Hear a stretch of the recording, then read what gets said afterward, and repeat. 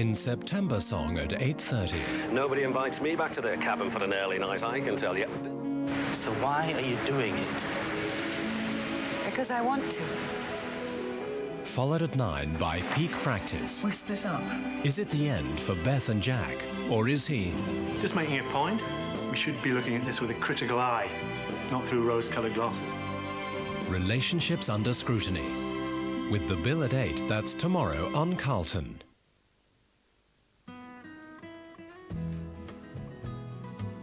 Are you busy, Henry? Oh, no. Here, run Sarah home for me. Think you have the time to spend an evening with me?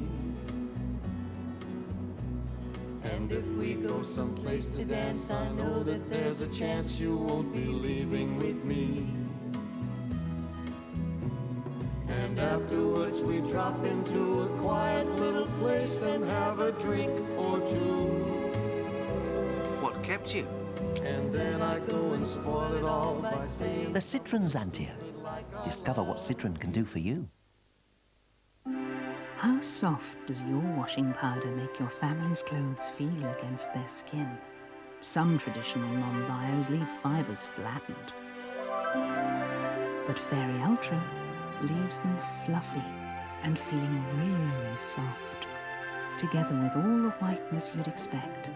And as every fairy mother knows, Fairy Ultra is the non-bio that gives you the softer touch for your family's skin. With rock bottom prices throughout the store, you can count on lots of change at Kwik Save.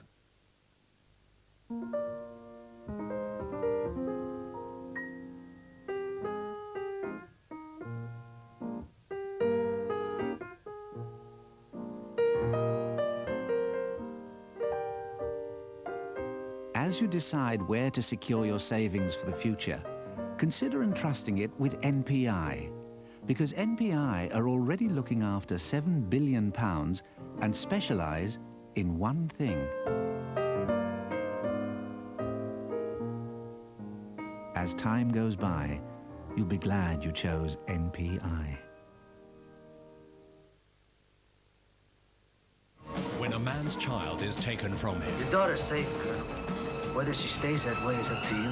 he turns to his last resort. World War III.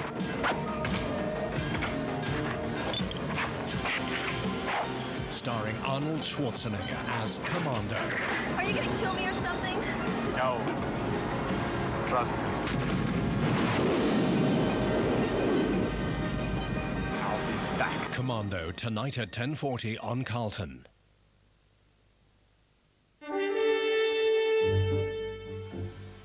Monday evening, you're watching Carlton, keeping you up to date on all that's happening nationally and internationally. Now the news from the studios of ITN with Julia Somerville.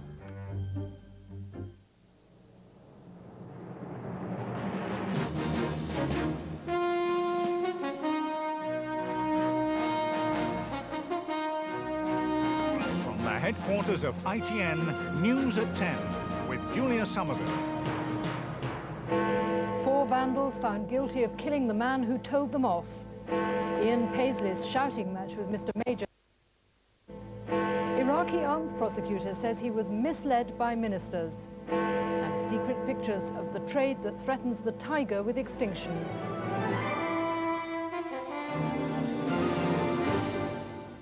Good evening. 3 vandals who kicked a middle-aged man to death after he told them off in the street have been found guilty of murder. A 4th youth was convicted of manslaughter. Les Reed was set upon when he asked the gang to stop vandalising a pedestrian crossing outside his home in Cardiff. The court heard that one blow was so brutal that it dislodged his spinal cord. Our reporter Steve Scott was in court. Heads covered, the 4 youths who kicked Les Reed to death arrive at court to hear their fate. 3 of them were found guilty of murder. Stephen James, seen here, and 2 others who can't be named for legal reasons. Michael Mundell was found guilty of manslaughter. Father of 3, Les Reed, was walking home with lifelong friend Philip Tull when they spotted a gang wrecking traffic bollards. Mr. Reed, who'd long campaigned to clear the streets of Ely of vandalism, told them, "Don't be a nuisance, give the neighbours a rest." With that, they set upon him and Mr. Tull, punching and kicking them repeatedly, even laughing as they carried out the attack. Mr. Reed had 55 separate injuries. The pathologist said they were consistent with injuries suffered in a serious car crash. His wife was in court throughout the trial. She hopes sentencing tomorrow will reflect what her family's been through. You know, if one day they could feel the loneliness and emptiness that I'm feeling now, I think I'd be happy. Philip Tull, kicked unconscious in the same attack, says that night lives with him. Well, my life's changed. I haven't worked for 8 months. I'm not as confident as I was. I don't like going out in the dark. I do go, but I don't like it. I'm nervous, I'm watchful. On the Ely estate today, a community too scared to step in to stop vandalism, fearing they could end up like good citizen Les Reed. Over to the other side of the road, because they're... After a certain time. Their hopes tonight, this verdict will change that fear. Cardiff. A survey for Reader's Digest today suggests that fear of crime is more widespread than ever, and most people, nearly 3 out of 4, believe the biggest cause of crime is drugs. Drug seizures reached record levels last year, and police warned that drug-related crime was growing with it. The National Criminal Intelligence Unit said today that violence involving crack cocaine led to at least 31 murders or attempted murders in London alone last year. Harry Smith reports on the high cost everyone pays for the illicit drugs trade. A drugs raid in West Yorkshire, one of by police and customs. Figures published today show that last year they seized record quantities of cannabis, heroin and crack cocaine. It all points to an alarming growth of the drugs trade, a trade which brings misery not just to the increasing number of addicts, but to those they rob to feed their addiction. A young man in London, one of the officers gave me a case only last week, had stolen £2 million worth of profit to feed a cocaine crack habit of £400 a day. One person committing £2 million worth of crime. Julie is a registered heroin addict who needed around £70 a day to pay for drugs. She now gets regular supplies on prescription from a drugs rehabilitation unit. But before this, she often stole to get the money. Right. You don't even think about it. You don't think what makes you do it. You just, it's just something, you just think, well, that's the only option that I've got left, so I'm going to have to, you know, go for it. You don't really think about getting caught. You don't think about the consequences. You're just feeling that desperate. Her prescription costs the taxpayer £5 a day. The man who runs this centre says it's money well spent, because 96% of those who come here stop relying on crime to feed their habits.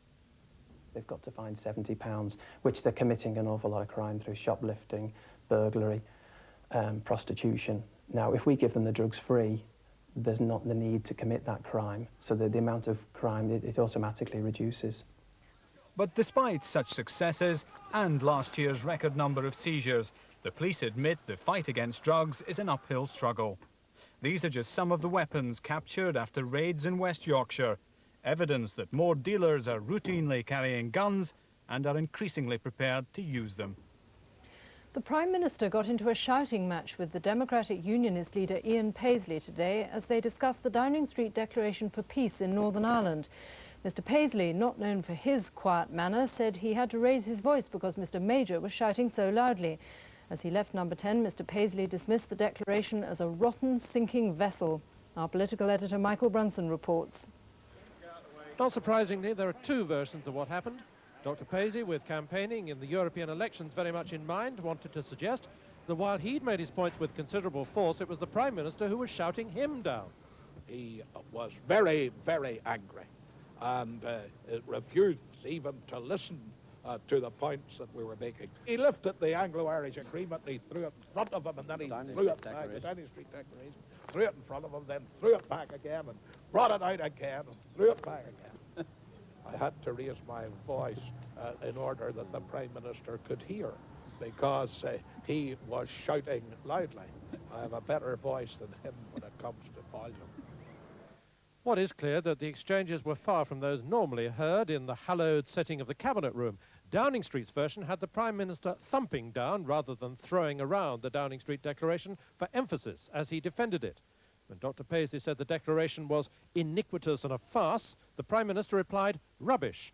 When Peter Robinson, alongside Dr. Paisley, accused Mr. Major of having given way to violence, Mr. Major retorted, how come when we keep 20,000 troops in Northern Ireland? Later, Downing Street said the Prime Minister was extremely angry, especially at the suggestion that the unionist position had been undermined. The Prime Minister made it clear that that was total rubbish. He also asked Dr. Paisley what he would do to try and bring peace to the streets and the people of Northern Ireland, and he got no answer to that. But did Mr. Major fall into a carefully prepared Paisley trap? No, his people say. The Prime Minister still believes he has a mandate to try and bring peace to Northern Ireland based on the Downing Street Declaration, which is why he defended it so robustly.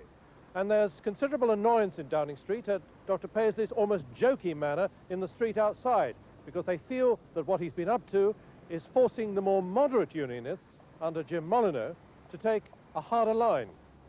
Michael Brunson, News at 10, Westminster. The prosecuting counsel in the Matrix Churchill trial today accused government departments of failing to come clean about what they knew about arms-related exports to Iraq, even to him. Alan Moses QC told the Scott inquiry that if he'd known the full facts, he didn't think he'd have gone ahead with the prosecution. Kevin Dunn reports. Lord Justice Scott's inquiry is focusing on why 3 businessmen were put in the dock for selling defence equipment to Iraq when the government knew all along what they were doing. Today, Alan Moses QC, the lawyer who led the public prosecution of the 3, bitterly attacked ministers and officials for failing to tell him everything the government knew. Mr. Moses said the prosecution should have been told, yes, we did know. We knew as near as damn it was going for military production. Mr. Moses said he did not receive a crucial intelligence document. I can't understand why on earth I didn't know about it. I don't think I would have gone on with the prosecution had I known. Mr. Moses also criticised former Minister Alan Clark for not coming forward to stop the prosecution, knowing that he had given a nod and a wink to the businessman to trade with him.